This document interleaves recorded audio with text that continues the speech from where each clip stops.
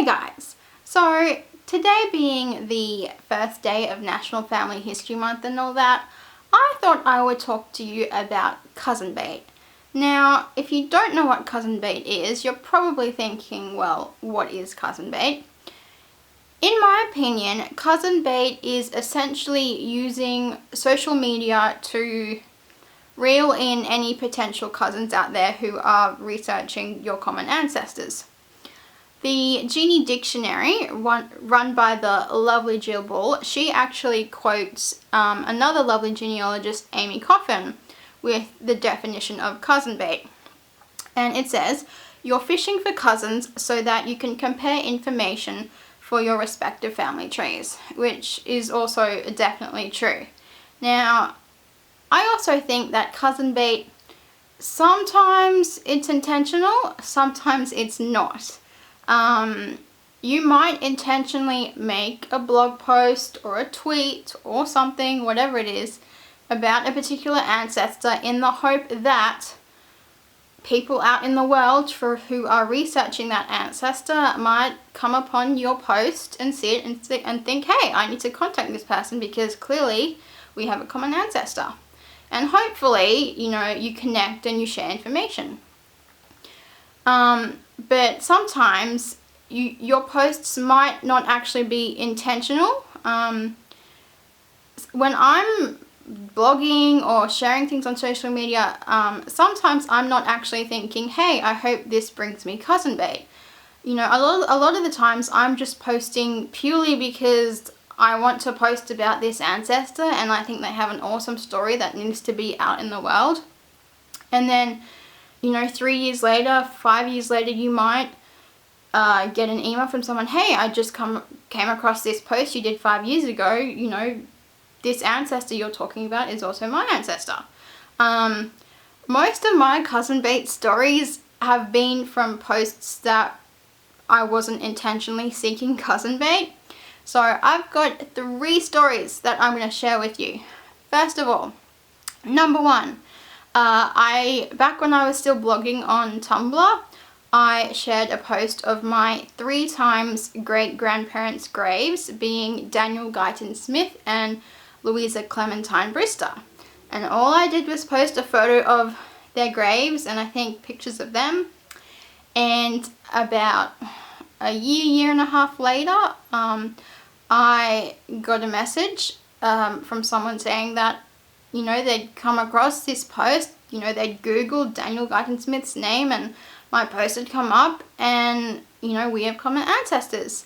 And since then, I have connected with these lovely people on Facebook and they gave me so much information about the family that I didn't know. And so that was wonderful.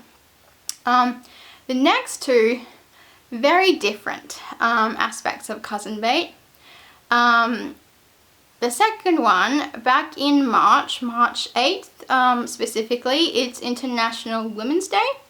So, Ancestry or FAMILYSEARCH, one of them, was doing this thing where, to share pictures of your female ancestors. And so I shared a picture of my, what is she? My 4 times great-grandmother, Mercy Cat. She is my 4 times great-grandmother, right? I shared it on my Instagram page, which is linked to my Twitter account. And one of my followers, and who I also follow, Jethro Sutherland, he saw my post on Twitter. He saw the name Mercy Cat. And turns out he has an ancestor with the surname Cat. And it's spelled C-A-T-T. I don't know how much of a common surname it is, but when he saw it, he was like, oh, maybe I should check, is his cat ancestor and my cat ancestor related? His cat ancestor is Thomas Cat. Turns out that we are related. He gave me the parents that he had for Thomas, and they were the parents I had for Mercy, and it unfolded from there. Jethro and I had been following each other on Twitter for a while, so yeah, that was just awesome. Oh, Jethro also has a YouTube channel as well, so I'll put the link to that down below. But yeah, that was just like incredible how we'd been following each other on social media for a while, and then all of a sudden, purely because I posted this photo for International Women's Day of my 4 times great grandmother, that is just awesome. The last example I have is back when I was doing my YouTube videos for FGS, the Federation of Genealogical Societies Conference. That was in February. One of the videos FGS shared on their Facebook page, and then a young genealogist from Texas, Dalton Smith, he saw the video that FGS had shared of mine and contacted me saying, hey, I'm another young genealogist, I'm from Texas, this is going to be my first conference, you want to meet up? And I thought, hey, he's from Texas, I'm half Texan, sure, why not? And we had a great time together hanging out at the conference. And at one point, when we were being interviewed by FamilySearch, I'll put the link to that interview down below as well, he gave me his business card. And he asked me if I recognized any of the surnames, because I'm half Texas, and I thought, you know, what are the chances? And of all the surnames he had, I saw Swindle, Swindell. I thought, hang on a minute.